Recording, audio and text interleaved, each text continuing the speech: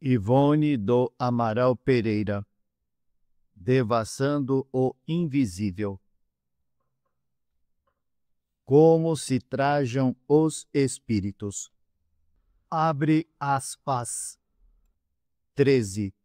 Os fluidos espirituais, que constituem um dos estados do fluido cósmico universal, são, a bem dizer, a atmosfera dos seres espirituais, o elemento donde eles tiram os materiais sobre que operam, o meio onde ocorrem os fenômenos especiais, perceptíveis à visão e à audição do espírito, mas que escapam aos sentidos carnais, impressionáveis somente à matéria tangível, o meio onde se forma a luz peculiar ao mundo espiritual, diferente pela causa e pelos efeitos da luz ordinária.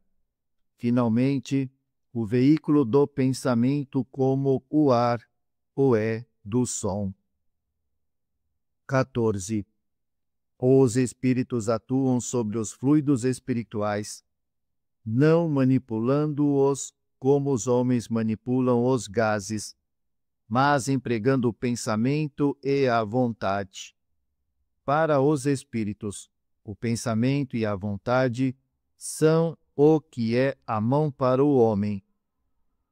Pelo pensamento, eles imprimem àqueles fluidos tal ou qual direção, os aglomeram, combinam ou dispersam, organizam com eles conjuntos que apresentam uma aparência, uma forma, uma coloração determinadas, mudam-lhes as propriedades, como um químico muda a dos gases ou de outros corpos, combinando-os segundo certas leis.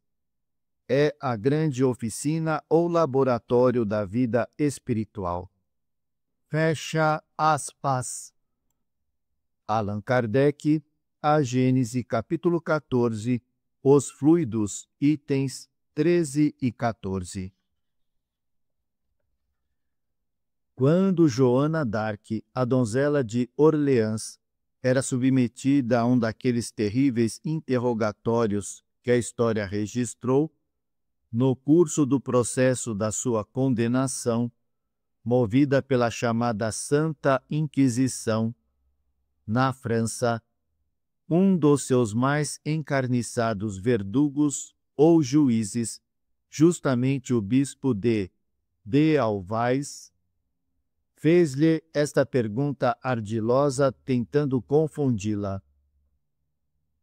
São Miguel te aparece desnudo? Pois sabe-se que um dos espíritos que a assistiam era, por ela mesma, considerado como aquele santo da Igreja Católica, uma das imagens que ela se habituara, desde a infância, a ver e a venerar, na pequena igreja da aldeia de Dom Remy, seu berço natal. Prontamente respondeu a donzela com outra interrogação, mas tão profunda, tão sutil e complexa, que não a poderia ter compreendido a crueldade do estreito cérebro dos seus algozes, mas que a posteridade, nos dias atuais, devidamente compreende e explica à luz dos estudos transcendentais feitos pela terceira revelação ou espiritismo.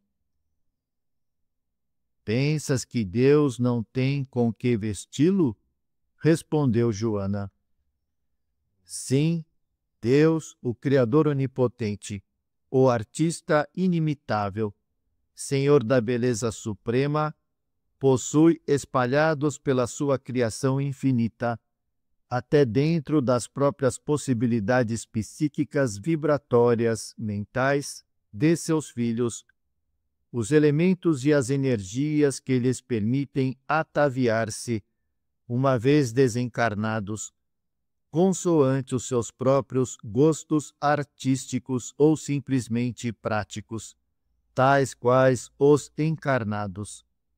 A revelação espírita fornece as bases necessárias à compreensão do atraente fato, pois tanto nas obras de Allan Kardec como nas do seu eminente colaborador Leon Denis, encontramos fartos esclarecimentos quanto à possibilidade da confecção espiritual de um traje, deste ou daquele figurino, usado pelos habitantes do mundo invisível.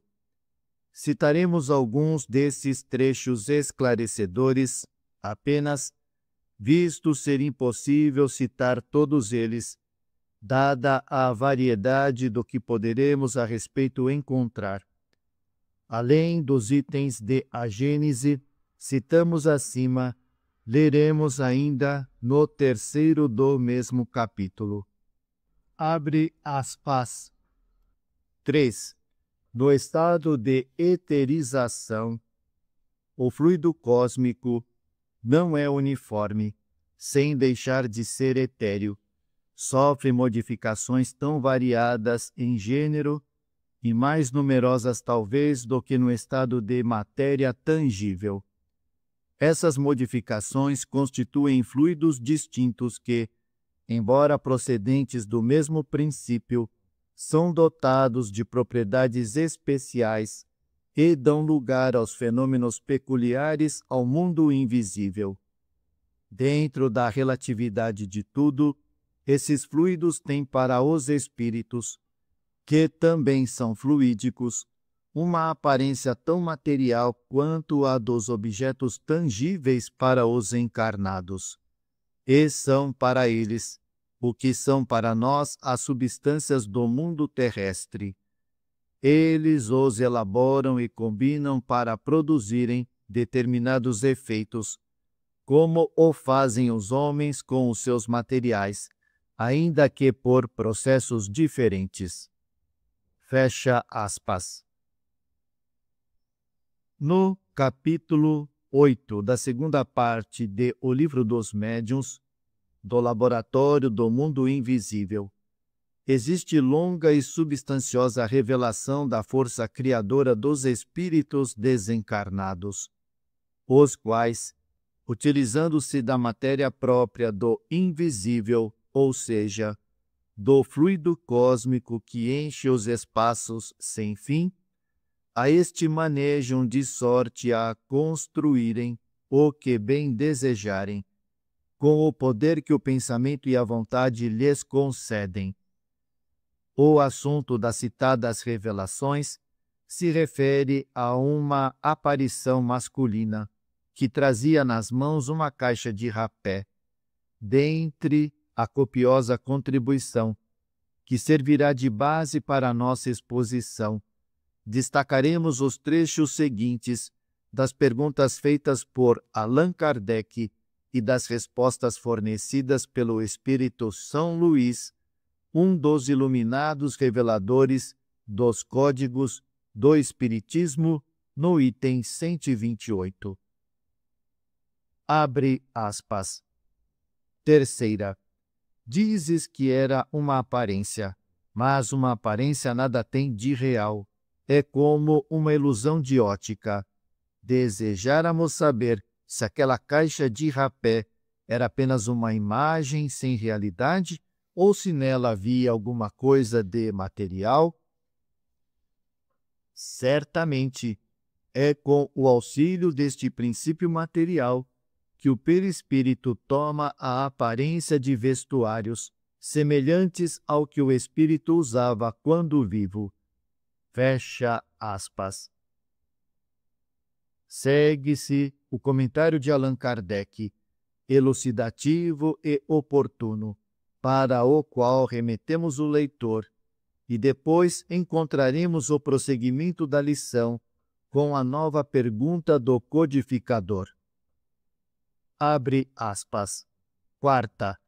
Dar-se-á que a matéria inerte se desdobre?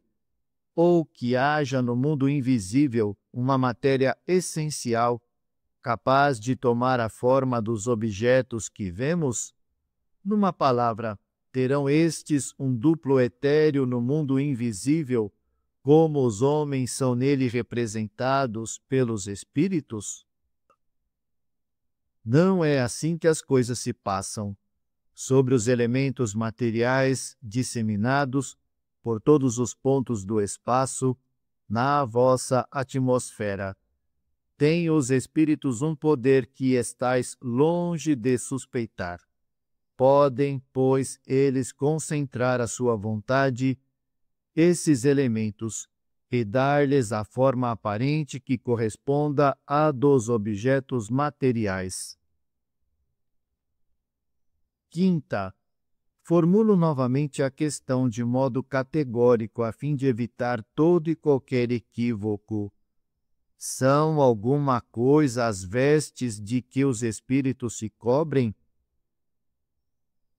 Parece-me que a minha resposta precedente resolve a questão. Não sabes que o próprio perispírito é alguma coisa? Sexta, resulta desta explicação que os espíritos fazem passar a matéria etérea pelas transformações que queiram e que, portanto, com relação à caixa de rapé, o espírito não a encontrou completamente feita. Fê-la ele próprio, no momento em que teve necessidade dela, por ato de sua vontade, e do mesmo modo que a fez, pôde desfazê-la, outro tanto naturalmente se dá com todos os demais objetos, como vestuários, joias, etc. Será assim? Mas, evidentemente. Sétima, a caixa de rapé se tornou tão visível para a senhora de que se trata que lhe produziu a ilusão de uma tabaqueira material. Teria o espírito podido torná-la tangível para a mesma senhora? Teria. Oitava, tê-la-ia a senhora podido tomar nas mãos, crente de estar segurando uma caixa de rapé verdadeira? Sim. Nona, se a abrisse, teria achado nela rapé, e se aspirasse esse rapé, ele a faria espirrar? Sem dúvida. Décima, pode então o espírito dar a um objeto não só a forma, mas também propriedades especiais? Abre parênteses, nota da editora. Muitos espíritos, antes de se deixarem ver pelos médiuns ou de se comunicarem, revelam sua presença por meio do perfume que lhes é mais grato, ou que o foi quando encarnados. As entidades espirituais Charles e Frederic Chopin se revelam pelo perfume de violeta, com certo detalhe que torna inconfundível um perfume do outro, ou seja, a presença de um desses espíritos, da presença do outro, tal se tratasse antes de particularidades de vibrações. O espírito Sheila, ex-enfermeira alemã, morta em um bombardeio aéreo durante a Guerra Mundial, e que se comunica com o médium Francisco Cândido Xavier, revela-se por um forte e muito materializado cheiro de éter, lembrando a sua profissão, em cujo exercício desencarnou. Espíritos sofredores e inferiores costumam fazer-se notados pelo cheiro de bebidas alcoólicas, de fumo, de podridão e até de decomposição cadavérica. E aqueles vitimados em desastres e que vêm a morrer durante a estada nos hospitais, costumam desprender o cheiro do iodofórmio, do iodo, do formol, etc. E não é muito raro um espírito amigo, familiar, dar ao seu médium o perfume que sabe este aprecia, o que representa uma das muitas formas de afetividade e carinho com que tão bondosos amigos brindam seus aparelhos mediúnicos. Fecha parênteses. Se o quiser, baseado neste princípio, foi que respondi afirmativamente às perguntas anteriores. Tereis provas da poderosa ação que os espíritos exercem sobre a matéria, ação que estais longe de suspeitar, como eu disse há pouco. Fecha aspas. E assim prossegue a lição, num encadeamento atraente, que conviria o leitor apreciar, ainda no volume A Gênese, também no capítulo 14, item 14, veremos o seguinte. Abre aspas. Algumas vezes essas transformações dos fluidos espirituais resultam de uma intenção, doutras são produto de um pensamento inconsciente. Basta que o espírito pense uma coisa para que esta se produza, como basta que modele uma área para que esta repercuta na atmosfera. É assim, por exemplo, que um espírito se faz visível a um encarnado que possua a vista psíquica, sob as aparências que tinha quando vivo, na época em que o segundo o conheceu, embora haja ele tido, depois dessa época, muitas encarnações. Apresenta-se com o vestuário, os sinais exteriores, enfermidades, cicatrizes, membros amputados, etc., que tinham então. Fecha aspas. Nas obras de Leon Denis, vamos encontrar o precioso argumento a cada passo, confirmando tudo quanto os videntes têm revelado sobre o vestuário dos espíritos. No capítulo 20 de No Invisível, Aparições e Materializações de Espíritos, é farto e encantador o noticiário a respeito, desenvolvendo explicações sobre o modo por que operam as entidades desencarnadas ao desejarem criar algo e dos elementos ou matérias sutis de que se servem para tanto. Citaremos pequenos trechos, convidando o leitor a uma consulta a todo o belo capítulo. Abre aspas. As próprias nebulosidades, agregados de matéria cósmica condensada, germens de mundos e que na profundeza dos espaços nos mostram os telescópios, vão reaparecer na primeira fase das materializações de espíritos. É assim que a experimentação espírita conduz às mais vastas consequências. A ação do espírito sobre a matéria nos pode fazer compreender de que modo se elaboram os astros e se consuma a obra gigantesca do cosmo. Fecha aspas. Mais adiante, destacaremos. Abre aspas. Numa sessão, o espírito Lélia forma, com um sopro, aos olhos dos assistentes, um tecido leve de gaze branca, que se estende pouco a pouco e termina por cobrir todas as pessoas presentes. É um exemplo de criação pela vontade, que vem confirmar o que dizíamos no começo deste capítulo. Fecha aspas.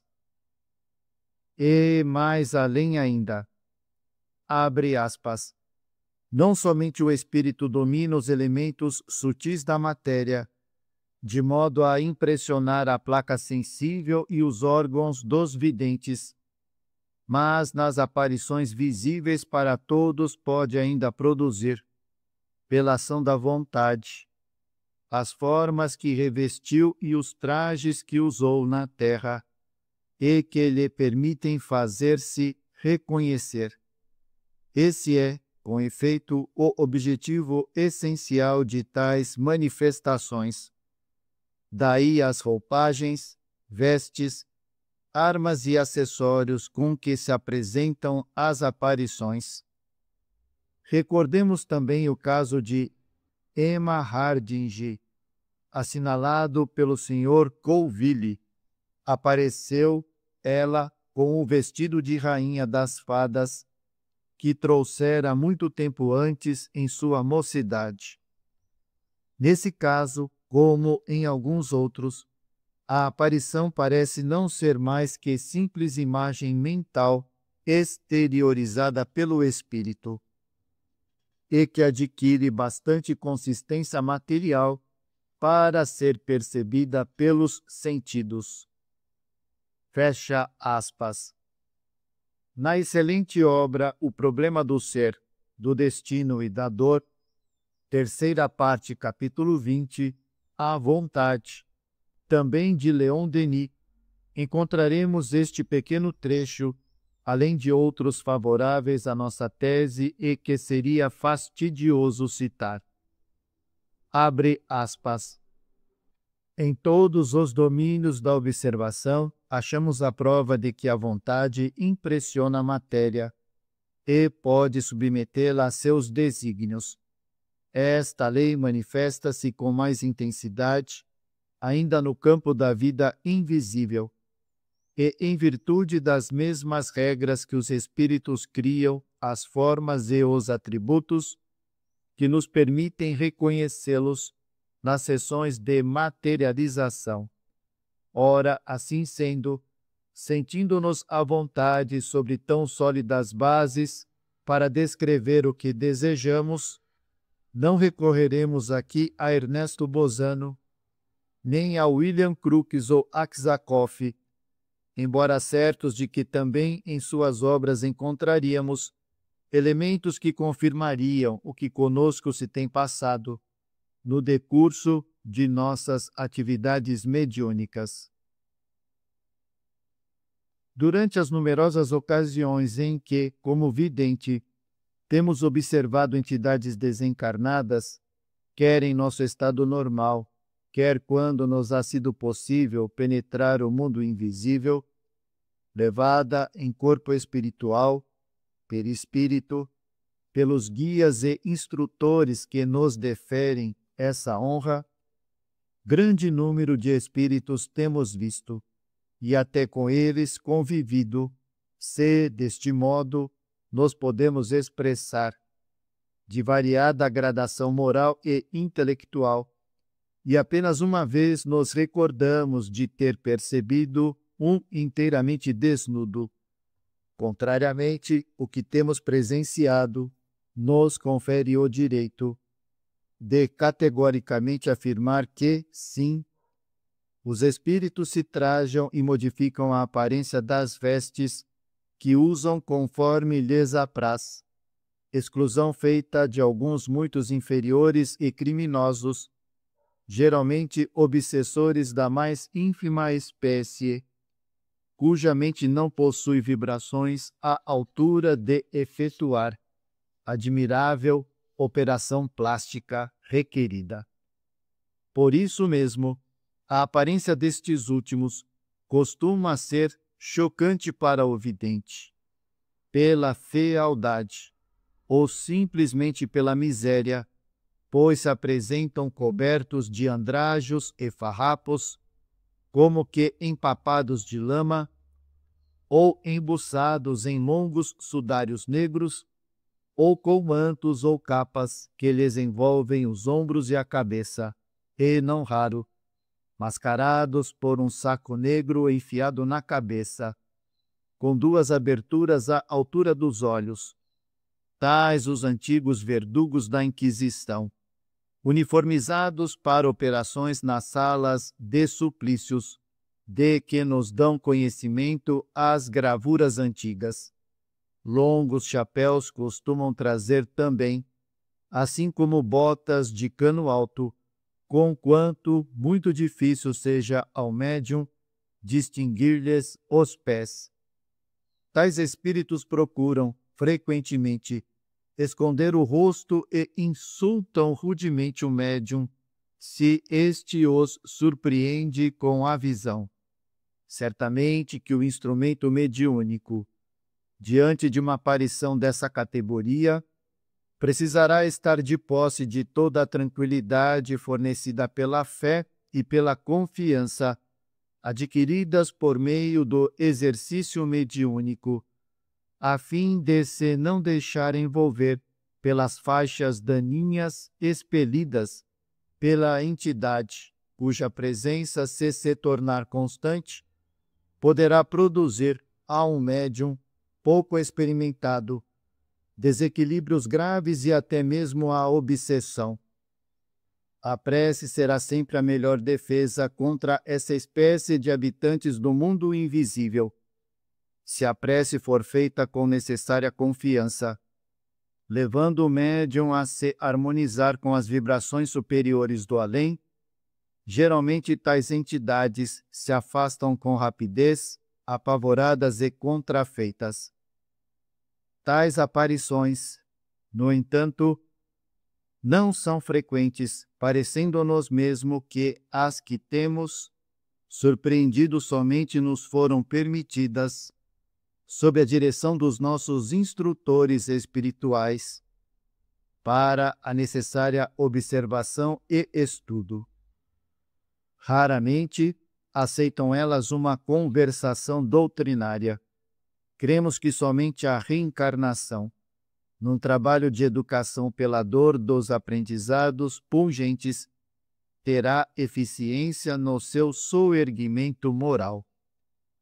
Ainda que tal revelação, a do vestuário dos espíritos, desagrade a alguns estudiosos que não admitem tal possibilidade e que têm os espíritos como seres diferentes dos homens, abstratos, vagos, não poderemos afirmar senão que, pelo menos, os que se conservam chegados à terra, pelas lembranças de terem sido homens muitas vezes, são eles tão simples e naturais, que nos dão a impressão de homens apenas algo mais frágeis na sua estrutura, mais belos alguns, porque lucilantes e delicadíssimos na sua feição perispiritual, mas hediondos e repulsivos outros, porque de aparência inferior ao comum dos mortais terrenos, mais desagradáveis à vista. Muitas vezes, durante nossas orações diárias, nos vemos rodeados de entidades sofredoras que, ao que parece, até nós são encaminhadas pelos guias espirituais, a fim de participarem não somente das preces consolativas que fazemos, mas também da leitura doutrinária que sistematicamente realizamos todas as noites. Leitura que parece instruí-las, norteá-las, consolá-las de suas dúvidas e infortúnios e desapontamentos próprios do mundo invisível, pois, quando lemos, as vibrações da nossa mente repercutem no entendimento dessas entidades com a palavra enunciada e somos ouvidos e compreendidos por elas tal se falássemos em voz alta. Daí porque deverá o médium, principalmente, se conservar sempre vigilante com as leituras que fizer, as quais poderão torná-lo um polo de atrações afins ao sabor da sua mesma natureza. Nessas ocasiões, isto é, quando oramos ou estudamos, somos visitados por suicidas chorosos e desolados, por pobres criaturas surpreendidas pela desencarnação em desastres, etc. Mostram, então, chorando, braços esmagados, pernas amputadas, ferimentos variados, de onde corre o sangue, trazendo eles próprios vestes ensanguentadas.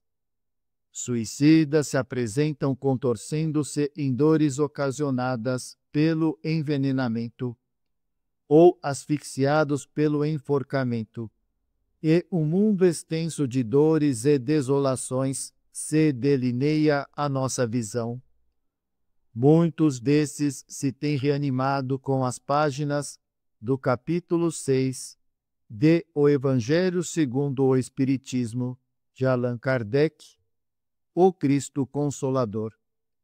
Pois a esses é de dispensar, antes de mais nada, as consolações do amor do Cristo, as esperanças no amparo e na misericórdia do Eterno, as explicações da ciência e as elucidações da filosofia, tão somente não farão eco sobre suas desgraças.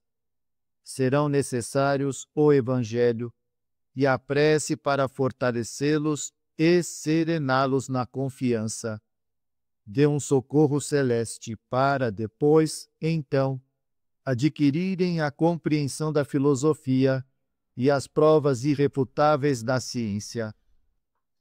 Certa vez, o espírito de um jovem que aparentava 18 ou 20 anos apresentou-se à nossa visão, todo envolvido em ataduras de gaze da cabeça aos joelhos, braços, mãos, rosto.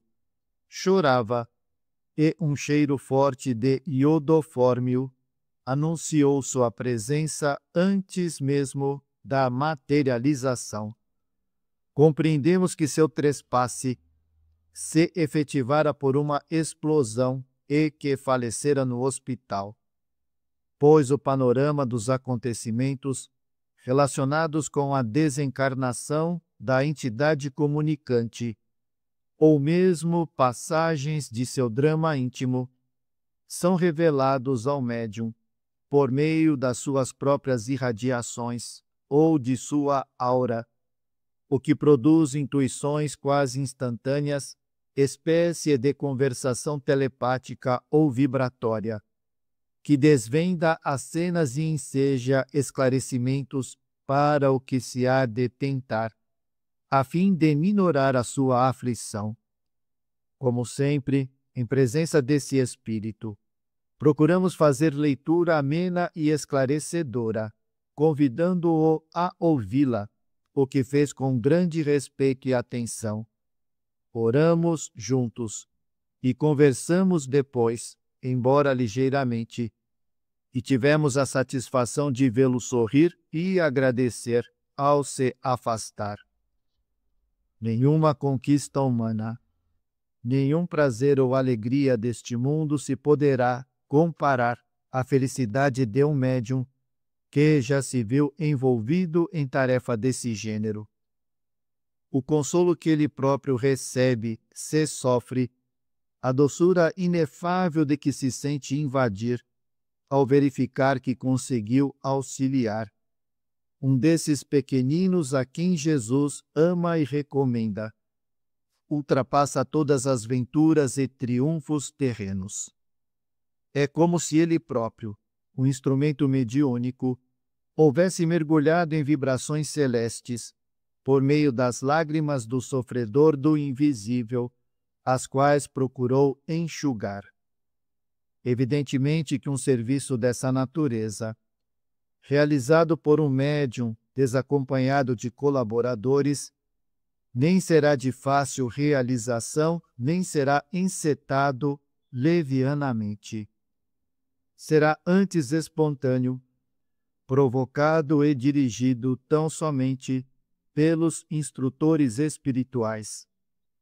Assim mesmo, quando acharem o médium em condições vibratórias adequadas para o feito, parece que o médium, então, é imunizado de perigos por processos que escapam à nossa compreensão, o que indica não dever ele jamais desejar ou provocar semelhantes experiências. Ao demais, antes que tais labores sejam confiados à responsabilidade de um aparelho mediúnico, será necessário que ele tenha preparado longamente, através de um tirocínio ininterrupto, que se tenha desprendido, muitas vezes, do mundo e de si mesmo, por meio de renúncias e dolorosos testemunhos, de forma que o coração, ferido por dores inconsoláveis na terra, esteja preparado para a compreensão exata das lides do invisível. Muitas dessas entidades, porém, se debruçam sobre o nosso ombro e leem conosco, interessadas naquilo que estudamos, ou que testemunha ser a vida espiritual, simples como a nossa própria vida, a continuação desta tão somente. Temos observado que algumas dessas tais entidades colocam os óculos a que estavam habituadas, quando encarnadas, para lerem melhor conosco. Geralmente são, como ficou dito, leituras escolhidas as que fazemos ou do Evangelho, que projetem com vigor e personalidade, e os feitos do Cristo, ou de obras espíritas que melhor toquem o coração. Assim, esses pequeninos e sofredores se afeiçoam ao médium que os ajudou nos dias difíceis e se tornam amigos fervorosos para todo o sempre, estabelecendo-se, então, indissolúveis elos de fraternidade. Há cerca de 1 ano, pela madrugada, estando nós ainda despertos, apresentou-se à nossa visão um espírito, cujo decesso carnal se teria dado entre os seus 38 ou 40 anos. Trajava-se pobremente, com terno azul marinho, já usado, camisa branca também bastante usada, gravata preta, atada com certo desleixo, esquálido e abatido, infinitamente triste, mas já resignado à própria condição, colocou a mão sobre a nossa, num gesto fraterno, e disse, abre aspas, venho agradecer-lhe os votos feitos em minha intenção, a bondade de Deus. Suas preces me auxiliaram tanto que até minha família, que deixei na terra, foi beneficiada. Chamo-me Joaquim, e meu nome está no registro do seu caderno de apontamentos. Fecha aspas. Constatamos, então, que esse visitante fora suicida e materializado. Pudemos observar que havia terra em sua indumentária, isto é, impressões da porção de terra em que fora sepultado, assim como sua mente permanecia afeita ao vestuário que habitualmente usava quando vivo, e com o qual fora também para a sepultura. Como, efetivamente, possuímos um caderno no qual registramos nomes de suicidas e pessoas falecidas em geral, conhecidos ou colhidos dos noticiários dos jornais, procuramos verificar se realmente existia nos ditos apontamentos aquele singelo nome, e encontramos, de fato, entre os suicidas, um Joaquim Pires. Tratava-se, portanto, de um dos destacados dos noticiários dos jornais, recomendado para as preces e as leituras diárias. E estamos certos de que será um bom amigo, cuja afeição nos acompanhará pelo futuro afora. Até o momento presente, os espíritos mais bem trajados e mais belos que tivemos ocasião de observar através de materializações, durante a vigília e também no mundo invisível, por ocasião do desdobramento do corpo astral, foram os que passamos a citar. A entidade que se denomina Charles, martirizado por amor ao Evangelho no século XVI, na França, durante a célebre matança de São Bartolomeu, comumente se deixa ver em trajes de iniciado hindu, tendo-se mostrado uma única vez em trajes de príncipe indiano, visto que no século XVII foi soberano na Índia. Frédéric Chopin, que já variou a indumentária 4 vezes em suas aparições, deixando-se perceber em 2 delas, apuradamente trajado à moda de sua época, reinado de Luís Filipe na França, mas todo envolto em um como luar azul translúcido, como neblina. Victor Hugo, a quem só pudemos distinguir o busto, também envolto em neblinas lucilantes, argênteas, com reflexos azuis pronunciados, sem que pudéssemos destacar o feitio dos trajes. A falange de iniciados hindus, de que somos pupila espiritual, com todos os seus integrantes esforçando-se por serem contemplados em seu uniforme característico, as gemas do anel e do turbante inclusive, envoltos em neblinas lucilantes, com reflexos azuis. Lázaro Zamenhof, o criador do Esperanto, vaporoso, mas muito humanizado em seu terno azul do século XX, circundado de um halo como que formado de ondas concêntricas, que indicaria o elevado trabalho intelectual. Detalhe também observado em Victor Hugo. E esbatida a sua configuração perispiritual por um jato de luz radiosa verde claro, igualmente de forma concêntrica. E, finalmente, um vulto muito nobre, observado no ano de 1930, cuja identidade ignoramos, mas a quem denominamos anjo guerreiro, pelas particularidades do quadro em que se deixou contemplar. Acreditamos, porém, tratar-se de algum integrante da Legião Protetora do Brasil ou do movimento espírita no Brasil. O certo era que trajava uma túnica grega, curta, atada por um cinto dourado, um diadema discreto, um simples friso de ouro à cabeça, e guiando uma biga romana como que construída de alabastro. Com a destra, empunhava as rédeas sem que, todavia, aparecessem os cavalos, e com a sinistra, uma flâmula de grandes dimensões, alvinitente, onde se lia Salve Brasil Imortal.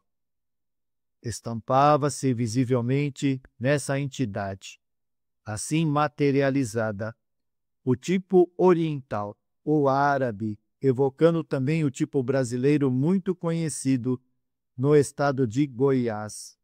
Era jovem, belo e sorridente, e um luzeiro cor-de-rosa envolvia-o, espraiando-se em torno e se estendendo longamente sobre uma multidão, que cantava hosanas e empunhava pequenas flâmulas, multidão que seguia em cortejo atrás da biga.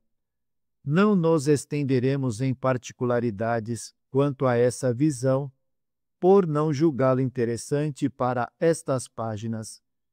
No entanto, jamais fomos informados da identidade de tão formoso espírito. Acrescentaremos apenas que sua aparição assinalou etapa definitiva em nossa vida e em nossos labores espíritas. Comumente, os espíritos se nos apresentam trajados conforme o fizeram durante a existência carnal. Os homens com o terno que habitualmente usavam, acentuando este ou aquele detalhe que melhor os identifique, as mulheres com os vestidos que, igualmente, de preferência, usavam. Mais raramente, alguns se deixam ver com a indumentária com que foram sepultados, e ainda outros com os trajes que desejariam possuir, mas que não chegaram a usar.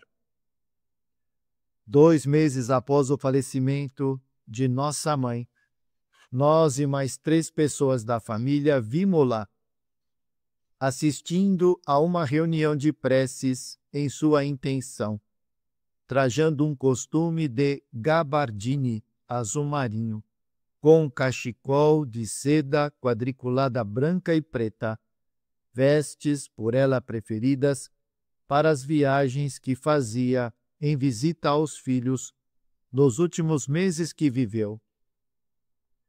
Uma tia nossa, a senhora C.A.S., falecida no interior do estado de São Paulo, em 1950, cerca de 20 dias após o trespasse, apresenta-se à nossa visão, no Rio de Janeiro, dizendo ter vindo visitar-nos, pois se sentia saudosa. Vestia um costume preto e um véu de rendas negras, cobria-lhe inteiramente o corpo, partindo da cabeça e atingindo os pés. Sua configuração perispiritual, como vemos, era chocante. O véu incomodava-a horrivelmente e ela se debatia aflita e irritada, tentando em vão retirá-lo de si. Agradecemos-lhe a visita e o interesse pela solidão em que vivíamos, pois, na ocasião, asseverou-nos encontrar-se penalizada ante as provações com que nos debatíamos e convidamo-la a orar, a fim de se poder libertar daquele incomodativo manto, sem que, no entanto, nos fosse possível compreender o que poderia causar semelhante fenômeno. Cerca de um mês mais tarde, porém, soubemos, por pessoa da família presente ao seu funeral, que nossa tia fora sepultada com um costume azul marinho escuro e um véu de rendas negras cobrindo-lhe o rosto e o corpo, exatamente a mantilha, tipo espanhol, que usava ao assistir a missas e tomar a comunhão, como boa católica que fora. Uma filha do espiritista Sr. Antônio Augusto dos Santos, residente em Belo Horizonte, 3 dias após a morte de sua irmã Elizabeth, menina de 14 anos, viu-a pela madrugada no seu próprio quarto de dormir, pairando no ar e trajando um suntuoso vestido de baile, tipo Imperatriz Eugênia. Tão feérica luz que a circundava que, clareando todo o aposento, permitiu à vidente observar detalhes, tais como o desenho das rendas que ornavam o vestido, babados, fitas, flores, etc. Assevera a jovem vidente que o vestido era salpicado de pequenas pérolas, como gotas de orvalho. Detalhe por nós também observado em 2 das 4 indumentárias perispirituais apresentadas pela entidade Frederic Chopin, porque seja inspirada e futurosa pintora, a filha do Sr. Antônio dos Santos, no dia seguinte, desenhou com minúcias a visão que tivera pela madrugada, dando a ver os detalhes do vestido que a menina morta absolutamente não possuíra quando viva. Semelhante materialização, espontânea e inesperada, teve o dom de reanimar e consolar os desolados pais da jovem falecida, que se mantinham sucumbidos ante a acerba provação. Referir-nos-emos ainda ao mesmo fato em capítulo posterior.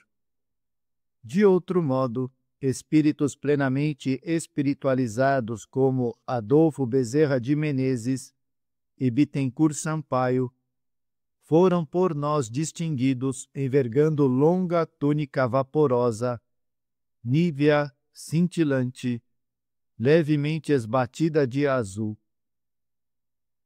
O primeiro costuma deixar-se ver também, trajando avental de médico com barrete, ao passo que o segundo, isto é, Bittencourt, a quem uma única vez vimos, em dia de grande provação, há muitos anos, talvez pela sua qualidade de poeta do Evangelho, trazia uma coroa de louros ou de mirto ou carvalho, como os antigos intelectuais gregos e latinos.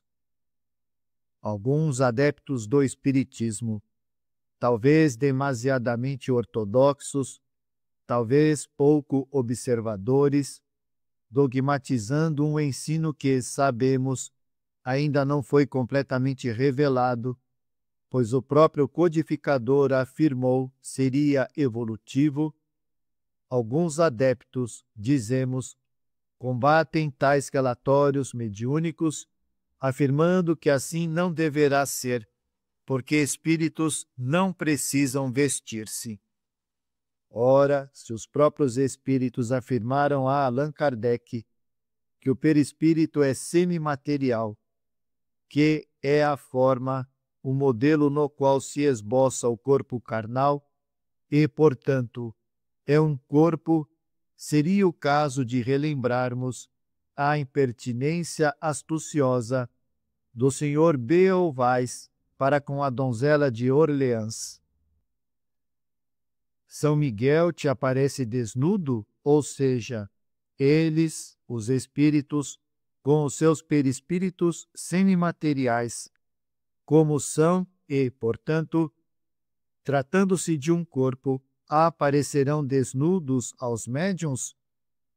Teríamos que responder, visto que o dever de um médium é revelar com sinceridade, com a consciência voltada para Deus, o realismo do mundo invisível.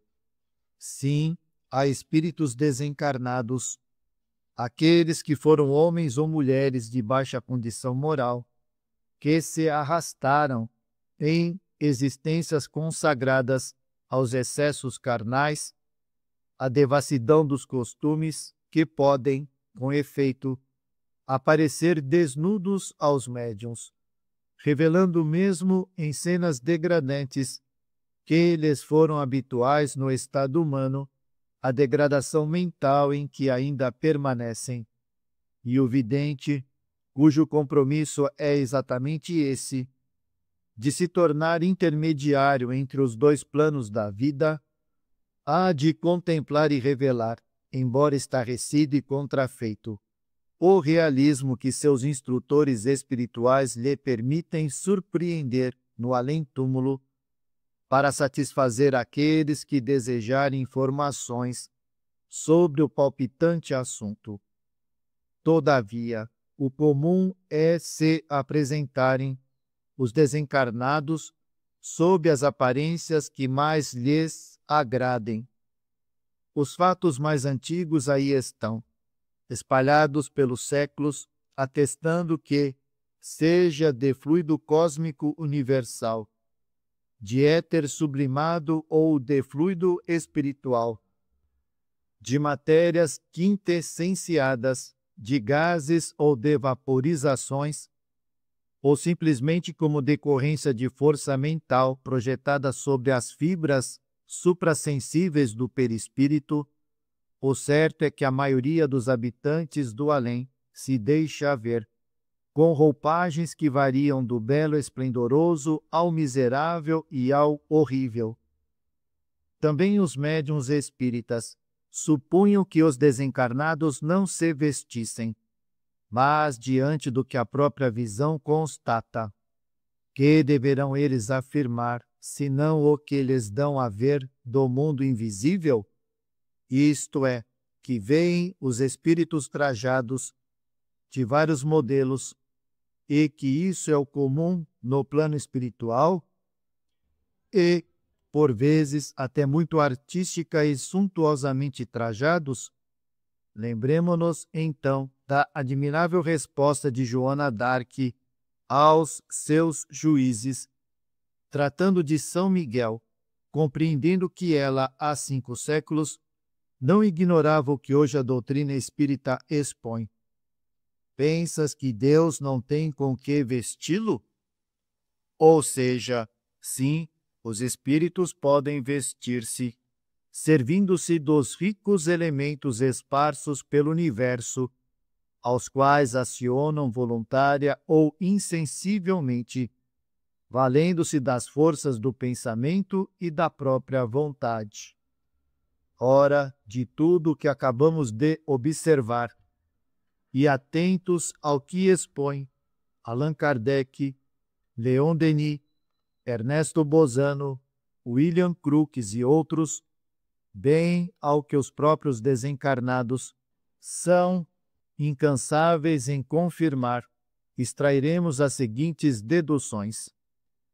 Primeiro, que a mente do espírito desencarnado cria para a sua configuração individual a indumentária que deseja, valendo-se da própria vontade, segundo o próprio gosto artístico, a necessidade, a singeleza dos hábitos, a humildade do caráter e o grau de elevação moral, mental e espiritual, pois o espírito possui liberdade e aptidões naturais para assim se conduzir. Segundo, que a mente do desencarnado também poderá evocar os hábitos e usos passados, conservar as imagens dos trajes que preferiu, mesmo em existência remota, e imprimi-las na sensibilidade plástica do perispírito, e assim se apresentar aos seus iguais de além-túmulo, como aos médiuns em materializações espontâneas e individuais, ou provocadas pela visão coletiva. Terceiro, que o espírito do recém-desencarnado poderá padecer o fenômeno de repercussão vibratória dos acontecimentos verificados no corpo carnal, durante a crise do lento desligamento das energias fluídicas que o prendiam àquele por ocasião do desenlace, sobressaindo no dito fenômeno o detalhe assaz impressionante da natureza da indumentária com a qual o sepultaram. Fenômeno este, no entanto, geralmente ocorrido com as entidades muito arraigadas à matéria. Quarto, que o perispírito, cujas essências e propriedades são impressionáveis e, portanto, amoldáveis à ação plástica do pensamento, com uma sutileza indescritível, sendo expansível e contrátil, e exercendo a energia mental sobre as mesmas propriedades, uma ascendência irresistível, dá-lhe aquela forma que desejar ou que puder, mesmo inconscientemente, mesmo a sua revelia, pois que esse poder mental é natural no ser psíquico, um atributo do espírito, ainda que este o ignore, tal como a inspiração e a expiração são atributos irresistíveis e quase imperceptíveis da organização físico-material. Quinto, que, possuindo propriedades plásticas tão sutis e melindrosas, e sendo o espírito arraigado à matéria, não obstante já desencarnado, repercutirão, por isso mesmo, em sua mente ou no seu perispírito, as impressões mais fortes ou acontecimentos que afetam o próprio cadáver, dado que poderosas, transcendentes atrações magnéticas ligam ao corpo carnal o ser espiritual, para a boa marcha da encarnação terrestre e que, em muitos casos, tais afinidades se prolongam por algum tempo ainda após a morte do envoltório carnal e até mesmo após a sua total decomposição. Sexto, finalmente, que, a par de tal fenomenologia da mente e da vontade, existem no mundo espiritual elementos, fluidos, essências, gases, energias, matérias muito transcendentais, desconhecidas dos homens e das entidades inferiores e medíocres, às quais, acionadas pela vontade do desencarnado, de elevada categoria moral e intelectual, se poderão transfundir em formosas aparências de indumentárias variadas, que ao vidente pareceriam muito concretas, como realmente o são para o mundo espiritual, estruturadas em raios luminosos ou em vaporizações cintilantes. Os homens, por sua vez, não se trajam igualmente com os produtos da própria mente? Porventura, a lavoura do linho e do algodão, como a produção da seda, a maquinaria das fábricas que tecem os seus fios, transformando-os em vistosos brocados e rendas custosas, não foram antes criações mentais para, em seguida, se concretizarem em vestuários ricos e suntuosos? Quando o homem deseja alindar-se, não é a sua mente primeira a criar aquilo que desejou, para depois ele próprio concretizar esse desejo na matéria de que dispõe no plano terreno? E o universo infinito, concreto, estável, eterno, não é o produto da mente divina? E não herda a humanidade do seu Criador parcelas da sua superioridade? Trabalhemos, pois, e vigiemos, para que um dia os produtos da nossa força mental nos possam glorificar em vestes de luz na realidade da vida espiritual.